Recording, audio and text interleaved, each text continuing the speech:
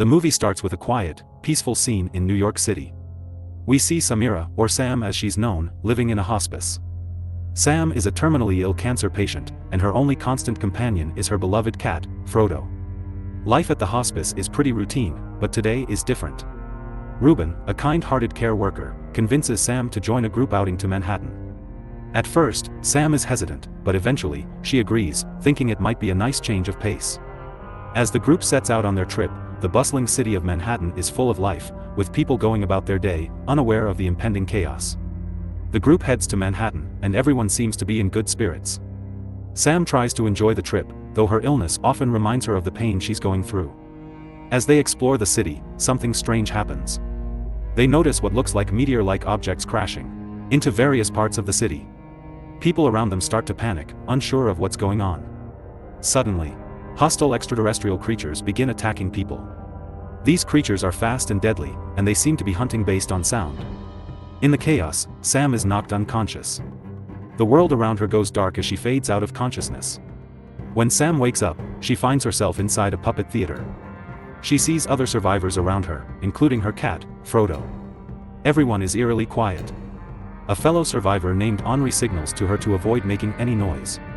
Overhead, military helicopters make announcements, warning civilians to stay silent and hidden until rescues can be made.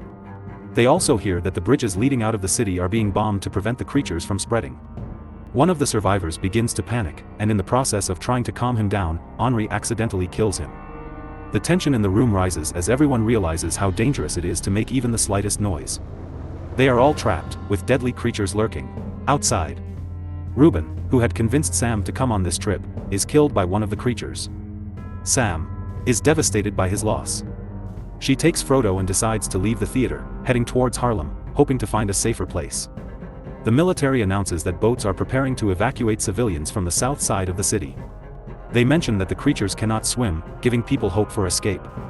However, as groups of people start moving towards the evacuation point, the noise they create attracts the creatures, leading to more chaos and a deadly stampede.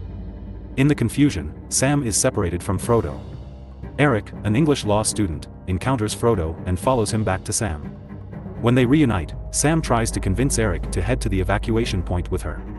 Eric, however, is shell-shocked and insists on going back to her apartment instead.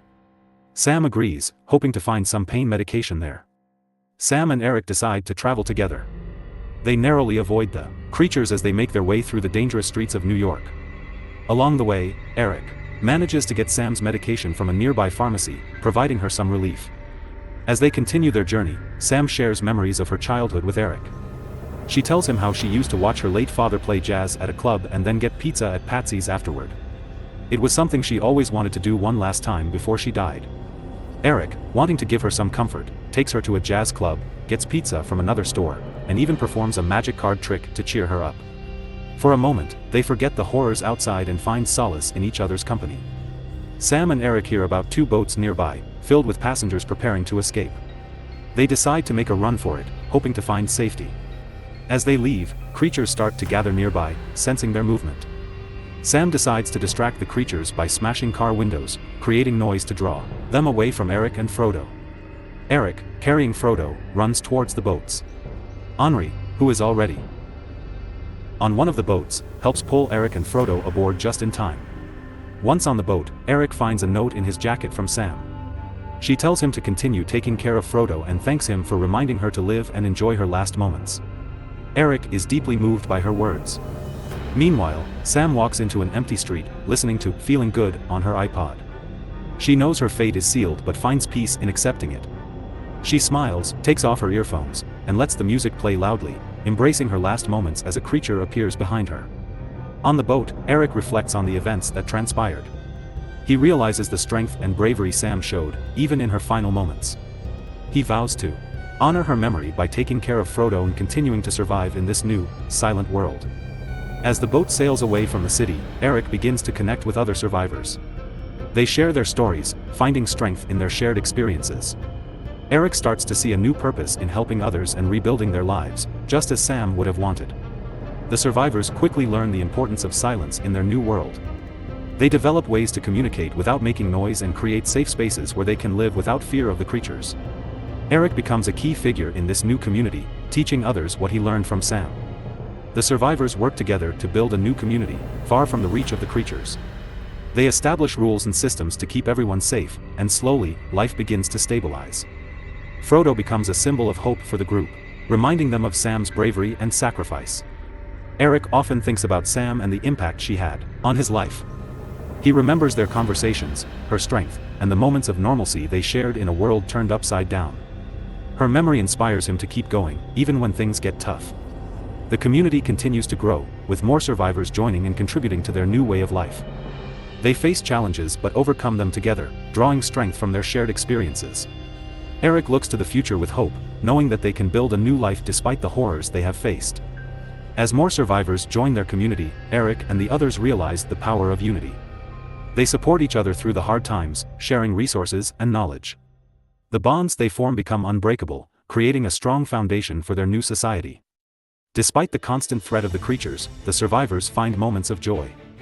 They celebrate small victories, cherish their friendships, and find ways to enjoy life. Eric organizes gatherings where they share stories and memories, bringing a sense of normalcy to their lives.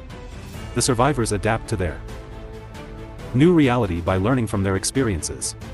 They develop new strategies to avoid the creatures and improve their defenses.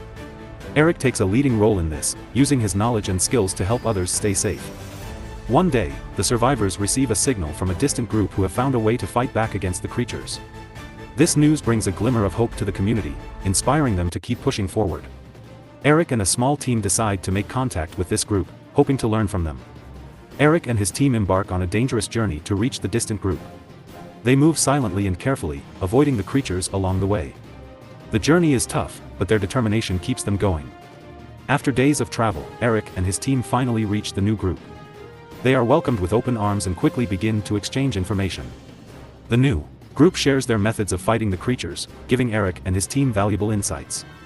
Eric and his team return to their community with the newfound knowledge. They are greeted as heroes, and the entire community is eager to learn what they have discovered.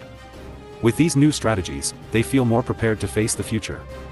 The community begins to implement the new strategies they learned. They build better defenses, develop new ways to communicate, and find ways to fight back against the creatures. Eric leads the efforts, and the community grows stronger and more resilient.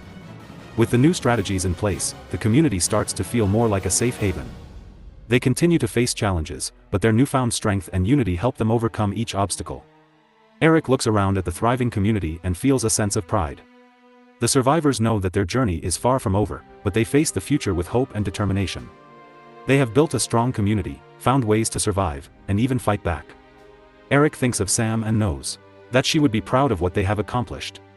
Together, they look to the future, ready to face whatever comes their way. Thank you for joining us on this journey through entire story.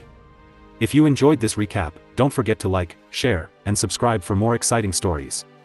Turn on notifications so you can watch more videos like this. Thanks for watching.